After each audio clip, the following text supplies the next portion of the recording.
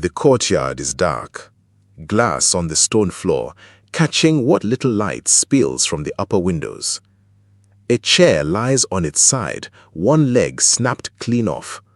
Somewhere, a fountain is still running, the only sound in the whole compound that hasn't stopped. Salim has Bakari against the wall. His collar is torn at the seam, his knuckles are split open and bleeding onto his brother's white shirt, two dark spreading marks. "You stole from her!" Bakari is screaming, voice cracking in the middle of it. "You stole from all of us!" Rukia stands in the doorway. She is holding a single sheet of paper, both hands, like it might try to leave her. She does not move. She does not speak. 3 days earlier, none of this existed.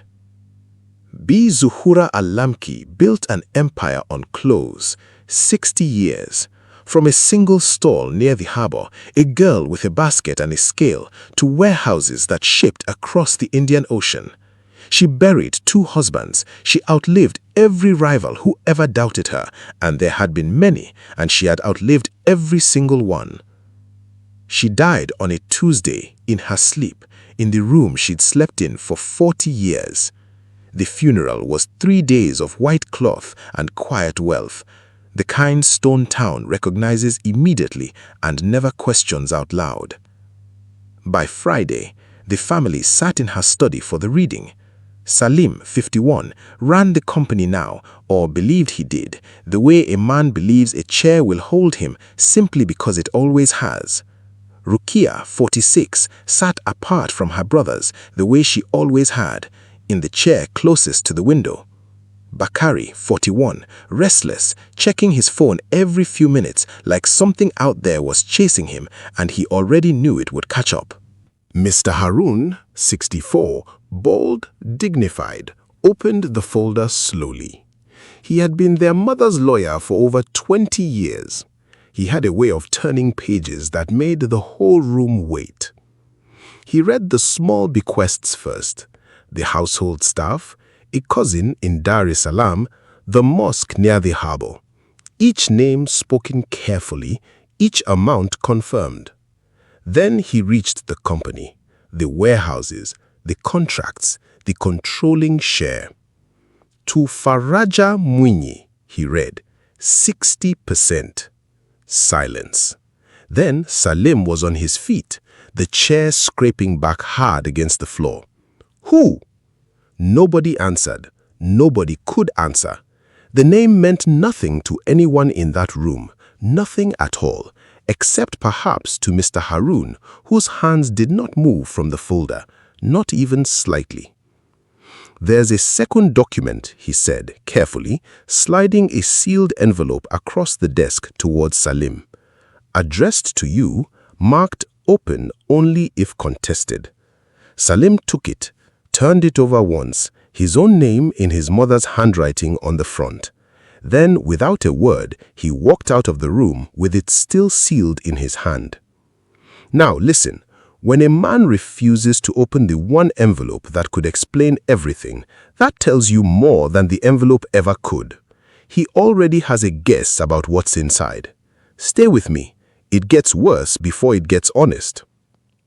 By morning, Salim had already made calls. Investigators, quiet ones, the expensive kind, the kind hired to dig up a stranger's whole life before that stranger even knows he's been found. "Whoever this Faraja is," Salim told them, pacing his office, "find a reason this will doesn't stand, a debt, a scandal, anything." He still hadn't opened the envelope. It sat on his desk all day, untouched, his mother's handwriting facing up, watching him work around it. Rukia noticed. Rukia always noticed. That night, while Salim was out at the harbor with his investigators, she let herself into his office and found it sitting exactly where it had been that morning. She opened it. Inside, bank statements, years of them, clipped together, organized by date. Transfers, small, regular, careful, moving money out of the company accounts and into accounts with Salim's name on them. 9 years of it, quietly bleeding the business their mother had spent 60 years building, a little at a time, never enough at once to be noticed. And underneath the statements, a single page in Bi Zuhura's hand, dated 3 years ago. I know what you have been doing, Salim. I have known for a long time. This is not a punishment. This is a lock on a door you were never supposed to be able to open again. I am sorry it has come to this. I am not sorry for what I have done about it. Rukia sat with that for a long time, the office silent around her, the statement spread across the desk like evidence at a trial nobody had agreed to hold. Then her phone rang. Bakari. His voice was wrong, slurred, too fast, frightened underneath the slur.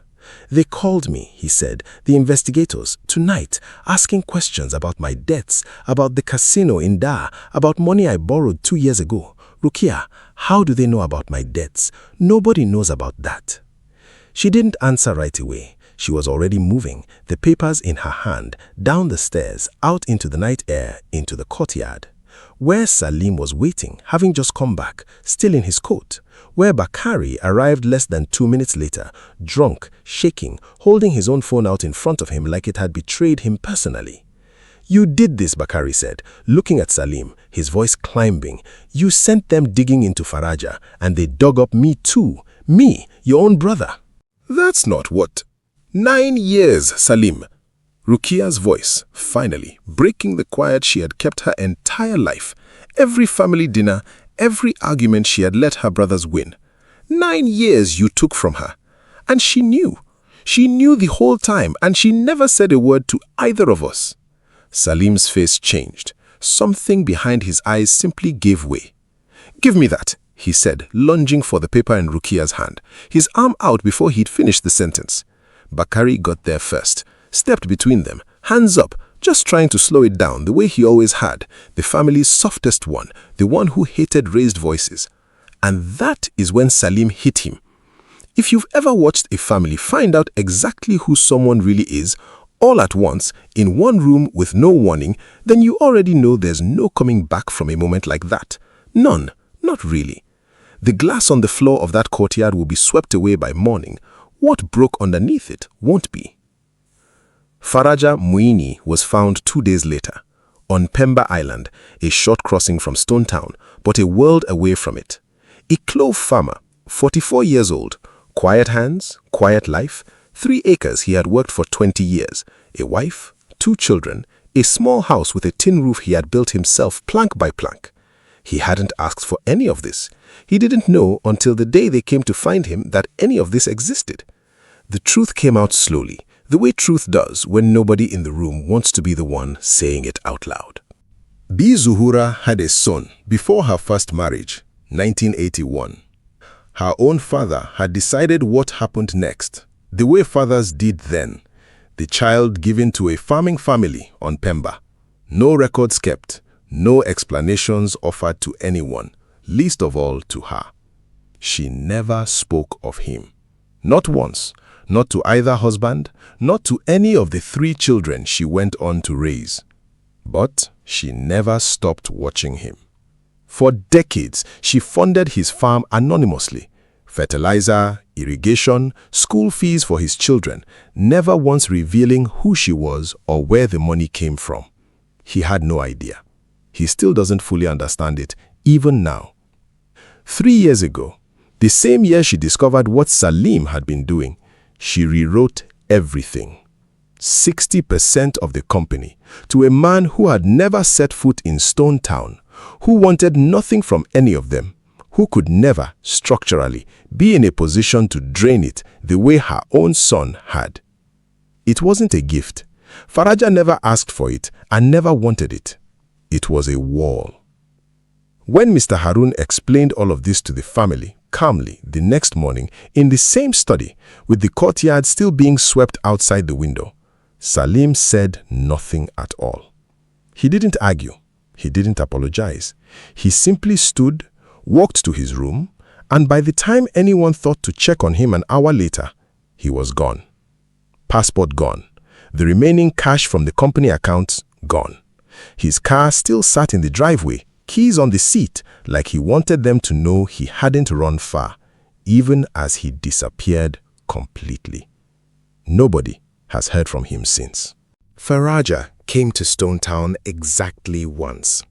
He sat in the study where it had all happened, looked at the inheritance papers for a long time without touching them, and then asked for only one thing: enough to expand his farm by 2 acres and buy a proper boat for the crossing. Nothing more. He signed the rest back into the company's operating funds that same afternoon and took the evening ferry home to Pemba. Rukia took over the company, properly this time, with her name on the door, the role she had always been better suited for and had never once been offered. Bakari got sober, slowly and not without setbacks, the kind nobody talks about in the good version of his story. 6 months in, he took the ferry to Pemba on his own, unannounced, and sat with Faraja under a clove tree for an entire afternoon, mostly in silence.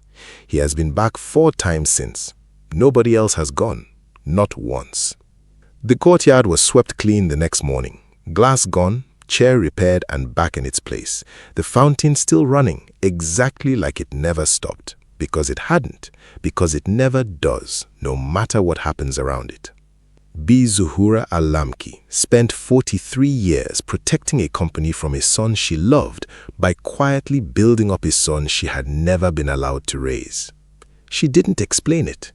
She never needed to. And that's the story, everyone. A wall built out of a stranger's name and a family that finally found out all in one night exactly what they had really been protecting each other from. If this one gripped you, you know what to do. Drop a comment. Tell me where you would have walked out that door. And if someone in your life is sitting on a locked drawer of their own, maybe don't go looking. Or maybe go looking anyway. I'll see you in the next one.